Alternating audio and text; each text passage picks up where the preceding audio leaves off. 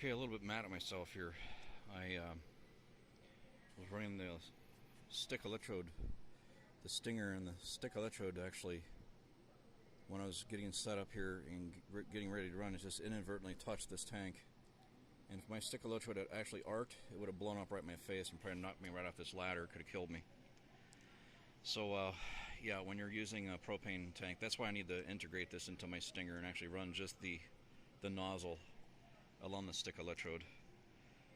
So that's what I'll be doing here soon, is getting the fuel source away from the weld puddle. It's just too dangerous to have that near. Even just a piece of molten slag could go through this. Spatter could even penetrate this and blow it up right in my face. And these things definitely detonate harshly. I've seen them go off before in bonfires, and they definitely detonate with a loud report. So definitely don't want that going off on my face. My face shield might have protected me, but it might have blown me off the ladder here, which I'm standing.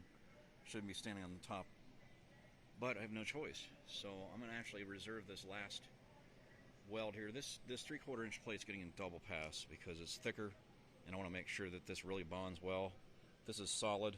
This blank in here, this boss for the pin, is likely a solid pin boss structure that goes through this entire stick. Why in the hell did Link Belt use only 3/8 inch thick metal for this skin?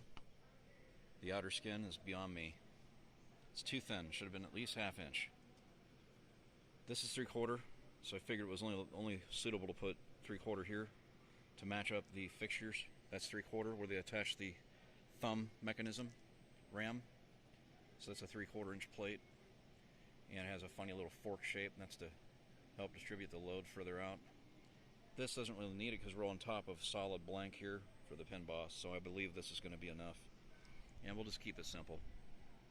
So I don't need to add anything more to this. I just wanted to make a mental note here. Do not allow, I need this propane plasma, the free ions in the plasma, to keep the lousy Excalibur rod running, because it's such a unstable ignition to keep it going.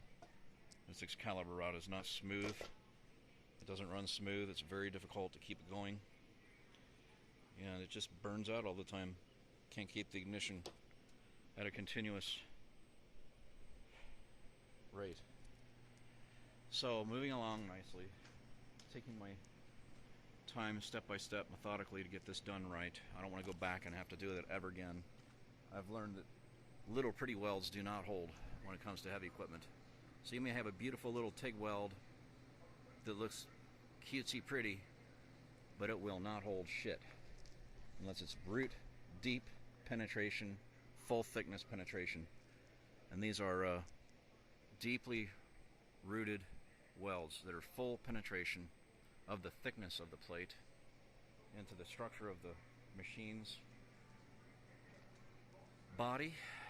So this weldment is just about done. All I have to do now is I'll lower this down and do the bottom double pass on the 3/4 plate, and I'll probably add a 3/4 plate right in here too. And my client, a contanker's client, does not want to have it look like there's a plate there, but there's just no getting around it. You can't sugarcoat that this thing was destroyed, damaged, but it's going to be stronger than it was before, so that's the way it goes. Just have to do that. 3/4 inch is not suitable for the top and bottom as a patch plate because there's just too much force.